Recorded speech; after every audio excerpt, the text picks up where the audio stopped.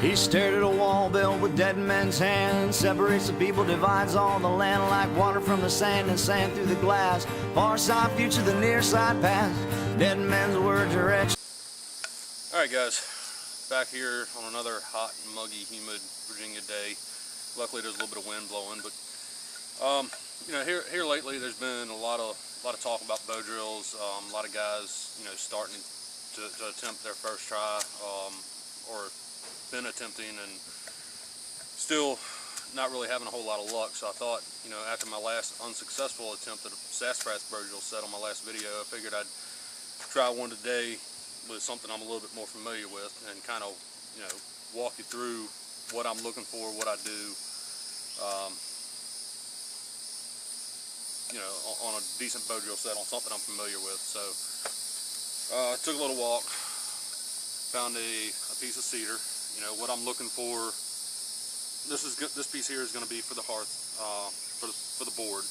What I typically look for is I want something roughly the size of my wrist. You know,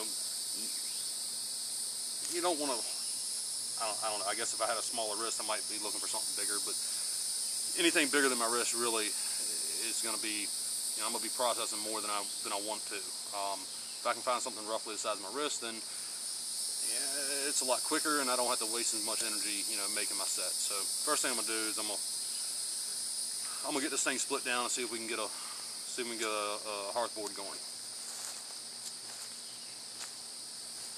This thing's already dried out pretty good. It's got a split down the middle of it. You know, it's deadfall, but so I'm just going to take and split it on that split.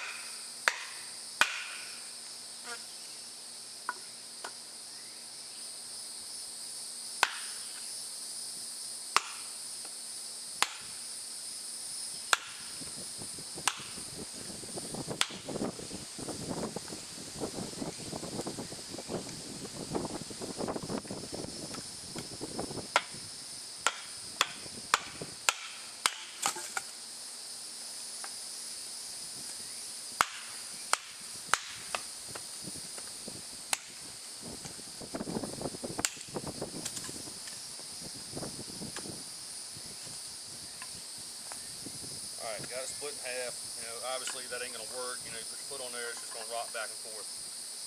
So I'm going to try to split this thing down the back side now.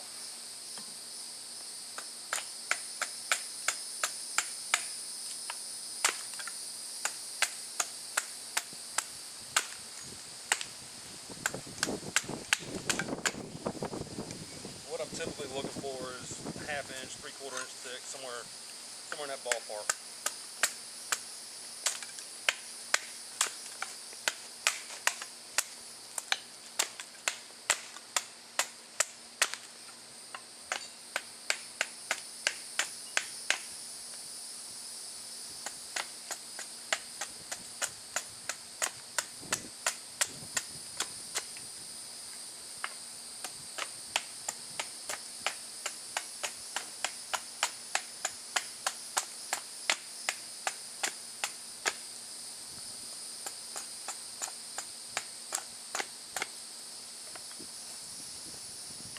Come back, smooth this side out a little bit.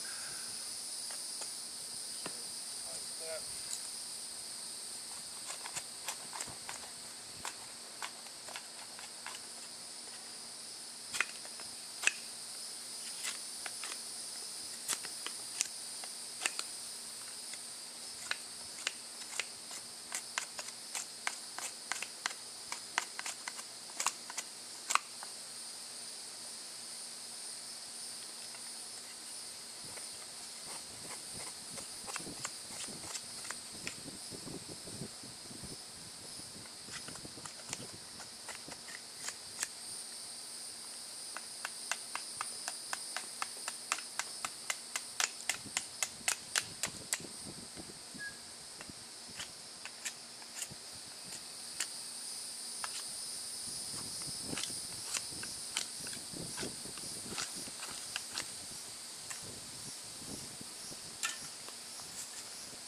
Alright guys, there we go. Nothing special. Piece of cedar, roughly ½ inch, 3/4. It's not continuous. I don't care about it being perfect. I'm trying to make fire. I ain't trying to make, you know, you want to buy lumber, go to the lumber store. So now I'm gonna get me a spindle done, and what I've got for that is just a cedar branch. I'm gonna pick the straightest section I can, and that's gonna be my spindle. Again, this is off the same tree, it's all dried out. I want something that's gonna be roughly about the size of my thumb. Let's say I got a straight section about right there.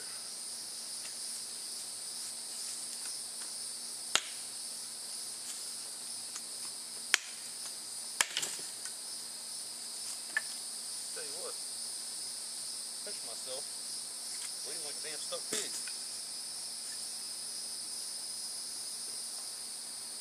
Now, for me, when it comes to my spindles, the way I was taught, roughly, you know, pinky to thumb, I like them a little bit longer. Pinky to thumb puts me about right here. I'm gonna move down about another 2 inches.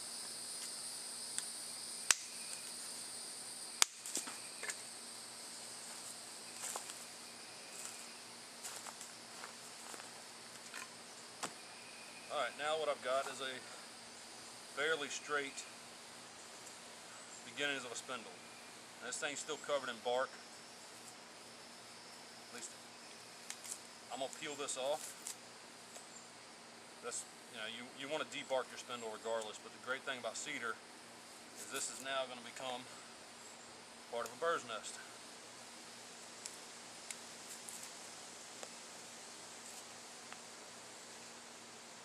Outer bark I don't too much care about. This inner bark, this real stringy stuff, that's what I definitely want to save.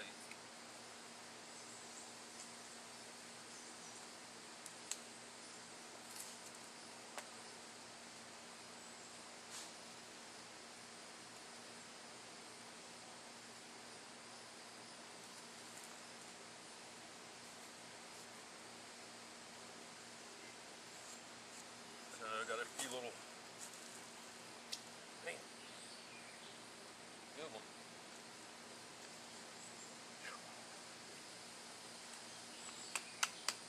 Just gonna straighten this thing up a little bit.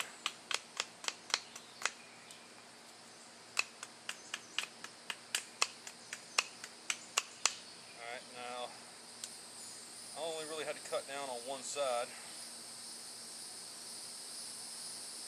So I'm pretty straight, so what I'm going to do now is, because I had to cut down on this side, this is going to be the top of my spindle. So I'm just going to kind of round this off a little bit, make it a little bit more pointed.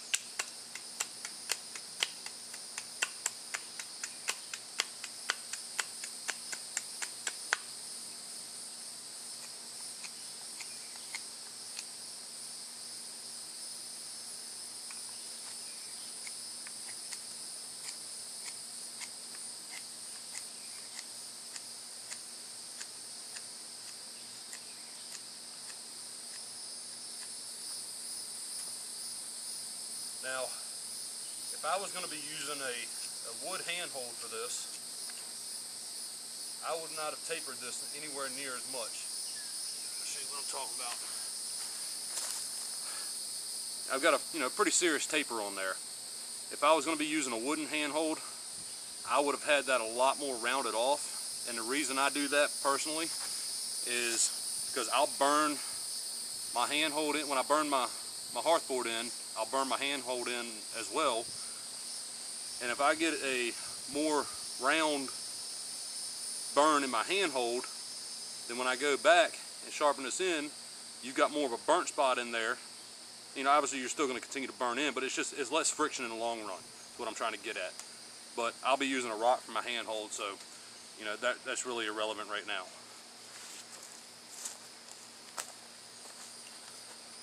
Got our spindle or top side done. I'm just going to round this bottom side off a little bit.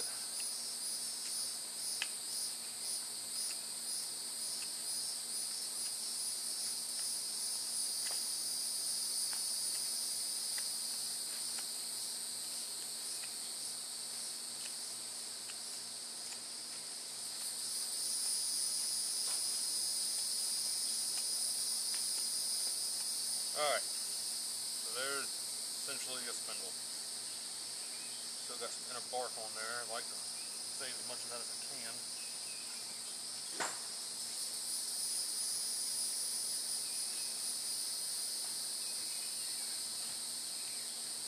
Alright, so what I'm going to do now is I want to figure out where I'm going to put this spindle on this hearth board. What I do is I come in here, I line everything up on the edge, and then I move back half an inch, roughly. And I'm going to sit there and I'm going to push down and I'm going to twist that and make a little divot. And that's where I want my spindle to be. Reason being, if you get too close, you're not going to be able to hold this thing perfectly straight. You know, your hand's going to be wobbling. So, you know, you want a little bit room back so you don't kick it out, you know, break that outer edge. And just, in the long run, it's just the way it's supposed to be done, and it works a whole hell of a lot better.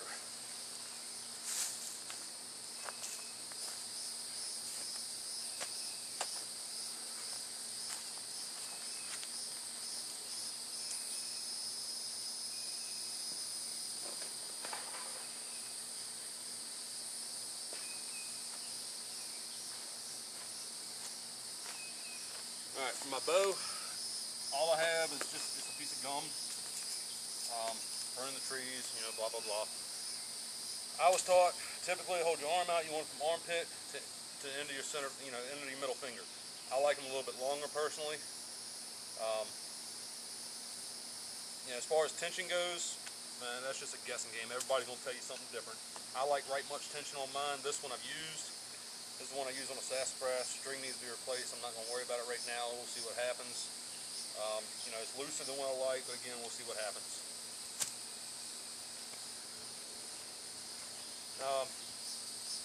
One thing, I see people do this right often. They'll get a knife. It's got a little divot in there for a handhold for friction fire. Well, that's all well and good if you've got a removable dangler on your knife sheath. I don't have that. If I saw somebody using a knife, using as a handhold without a sheath on there, I'm liable to slap them in the damn head because that's just about as dumb as hell. You know, if you're out in the woods, camping, whatever, that's what that knife would be. You don't take, those spindles fly all the time. You know, you got all your pressure on there, that spindle falls out, you lean down. It don't take much, you know, and you're in a world of hurt. It drives me nuts seeing guys do that without a sheath on it, but you know, it's not my leg. I'm not taking a chance, so, you know, that's just my 2 cents. So, with that said, we're gonna burn this thing in and see what happens.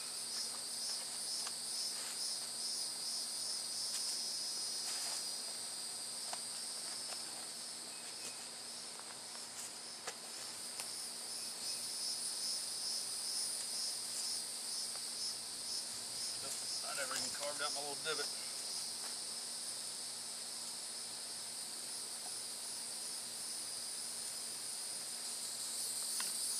Now we're gonna burn it in.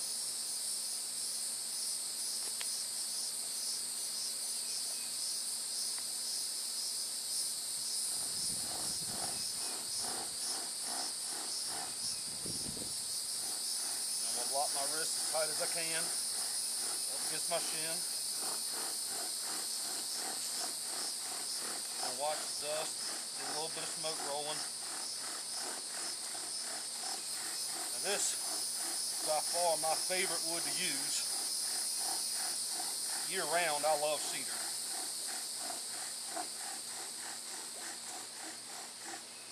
Alright, might have been a little much on the burn end, but alright, now I've always got this multi-tool with me. I'm just going to pull the saw out. I'm going to make my notch. And I can do it with a knife, you know, I can do it lots of ways, but this is just, you know, typically how I do it. You know, each tool's got a purpose. I like using it for its purpose.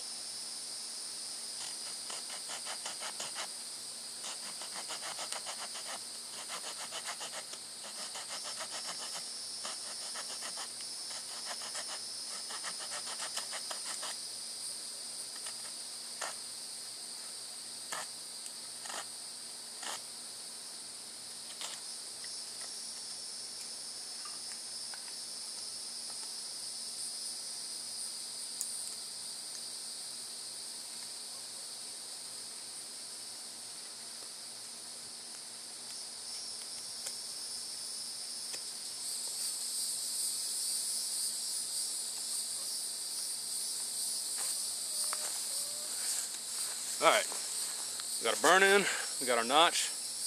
You know, a notch is another thing that it all depends on who you ask. I like mine a little bit bigger. You know, when I burn it in, I like to take my notch pretty much up to the edge because I know that hole is going to expand. If I go to that edge, I know the hole is just going to get bigger. So I feel personally that my notch is where it needs to be. Roughly, you know, maybe 30-degree angle on the cut. It's probably 5/8 of an inch wide. So that's just my personal preference. And of course, everyone's a little bit different. So we're gonna see if we can get an ember.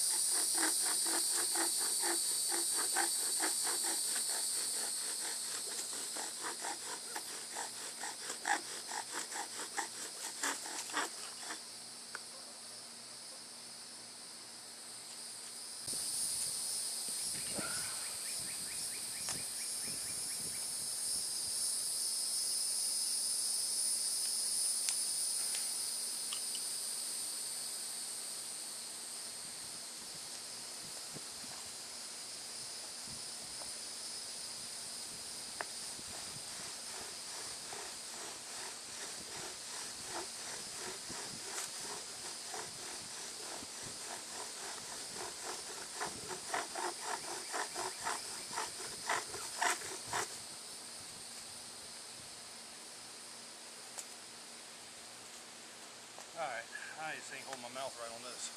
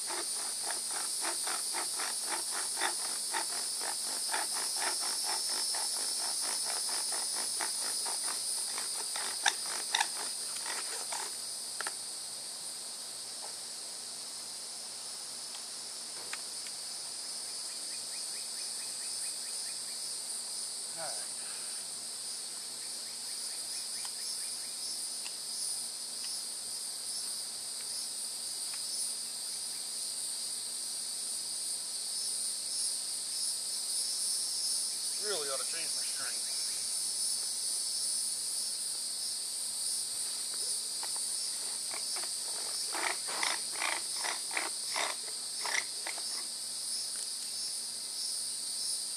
That's all glazed over now.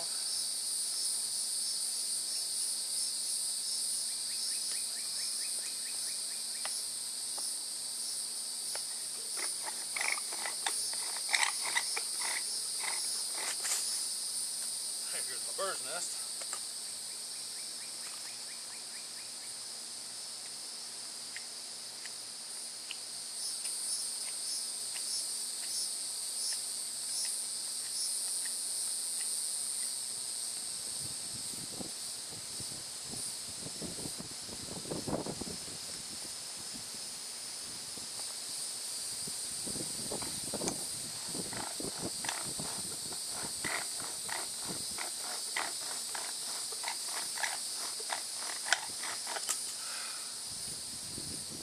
Frustrated now.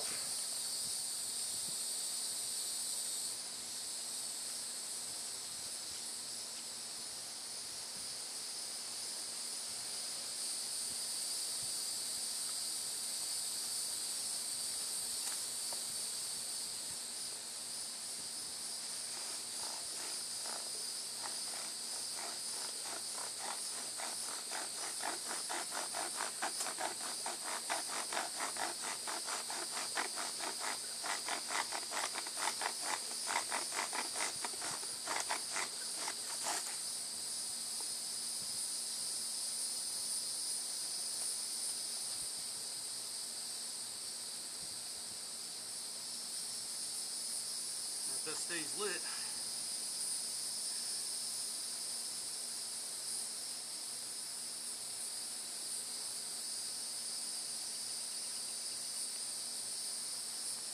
alright, one thing I see everybody do, or a lot of people do, is they like to rush that coal. And what I'm going to do is I'm just going to wait. I'm going to just let it sit there and coagulate. You know, I've already got a bird's nest here. I knocked it a few seconds ago, so I'm going to put it back together. And we're going to see if we can get some fire.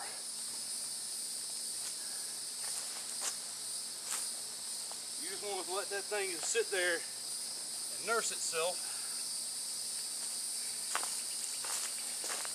and grow into something you can actually use.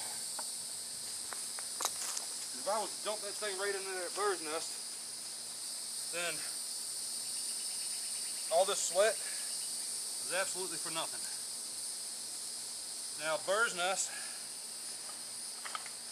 the way I was told, if you ain't got a bird's nest that's the size of a softball, you're wasting your time.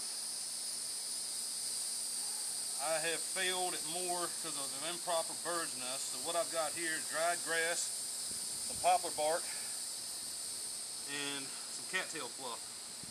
And the wind's picking up. I don't want to burn this thing away, but you know, this thing is turning into a monster coal. I don't know if I can. I ain't even gonna try to get over to the camera. I'm just gonna go ahead and get this thing in there.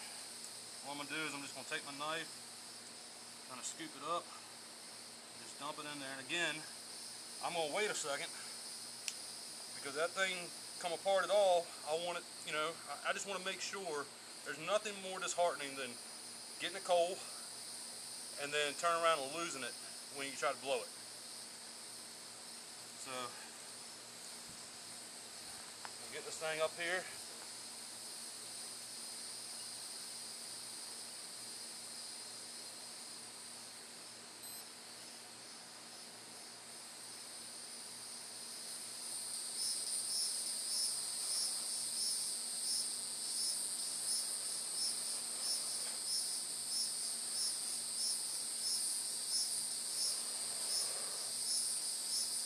A lot of people, they'll just drop that right there and run. You know, you need to let it grow again. There you go. That was probably stupid because I got dried grass all over the place, but or leaves.